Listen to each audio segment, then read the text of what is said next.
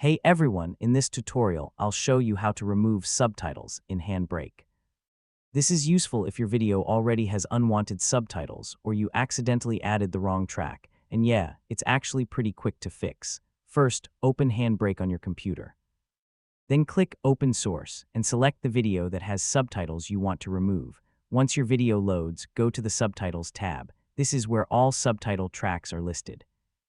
Now you'll see any subtitle tracks attached to your video. Select the subtitle track and click the Remove button, or simply make sure nothing is selected. If subtitles were burned into the video itself, you won't be able to fully remove them, but if they're soft subtitles, disabling them here will take them out completely. Next, just double-check your output format like MP4 and pick a preset such as Fast 1080p so everything stays compatible.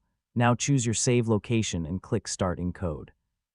HandBrake will process your video without the subtitle track, and that's it, you've successfully removed subtitles in HandBrake.